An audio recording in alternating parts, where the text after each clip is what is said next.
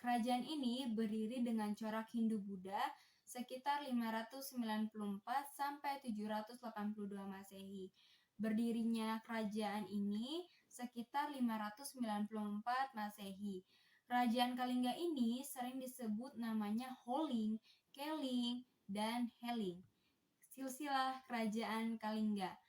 Pendiri Kerajaan Kalingga berasal dari keturunan dinasti Shailendra, yaitu yang pertama ada Prabu Wasumurti sekitar 594 sampai 605 Masehi.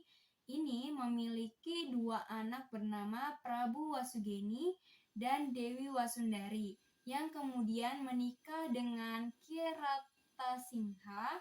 Setelah wafatnya Prabu Wasumurti, tahta jatuh ke tangan Prabu Wasugeni.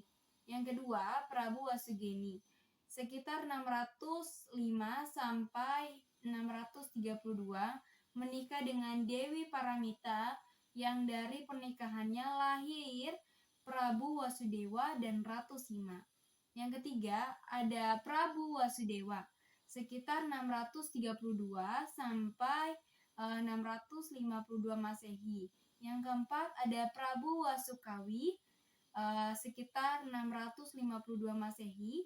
Yang kelima ada Prabu Kiratasingha sekitar 632 sampai 442 Masehi. Yang keenam ada Prabu Kartikeysingha sekitar 648 sampai 674 Masehi, menikah dengan Ratu Sima. Setelah wafatnya Prabu Kartikeysingha, Ratu Sima naik tahta untuk menggantikannya. Yang ketujuh ada Ratu Sima sekitar 674 sampai 695 dan Kartikeysingha memiliki dua anak, yaitu Dewi Parawati dan Narayana atau Iswara. Dewi Parawati menikah dengan putra mahkota kerajaan Galuh bernama Rangyang Mandiminyak. Dari pernikahannya tersebut lahir Sanaha yang menikah dengan Raja Galuh ketiga bernama Brataseda. Sanaha dan Bratasena memiliki anak bernama Rakyan Sanjaya yang kelak menjadi pemersatu kerajaan Sunda dan kerajaan Galuh. Nah, Sanjaya inilah yang kemudian menggantikan Ratu Sima menjadi raja di Kalingga Selatan atau kemudian disebut Mataram dan mendirikan dinasti baru bernama Dinasti Sanjaya. Kehidupan kerajaan Kalingga gimana ya? Yang pertama itu ada ekonominya nih. Ekonominya Kalingga ini kan terletak di pesisir laut utara Jawa. Suatu daerah yang terletak di daerah pesisir pasti nggak jauh dari aktivitas perdagangan. Perdagangan hasil daerahnya seperti kulit penyu, emas, perak, gading, atau perdagangan alat maritim.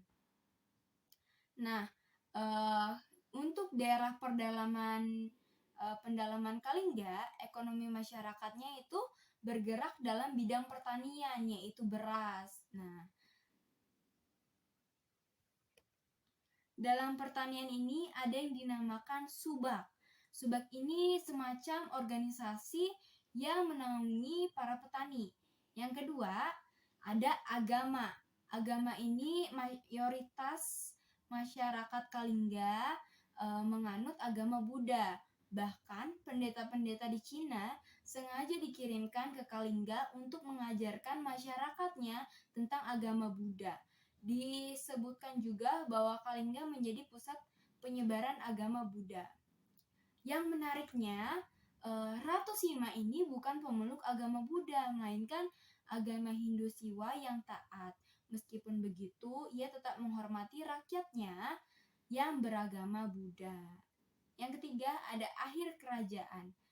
Kalingga mencapai masa kerajaan para era kepemimpinan Ratu Sima sejak 674 Masehi. Kalingga mengalami kemajuan dalam berbagai bidang seperti ekonomi, agama, dan lainnya.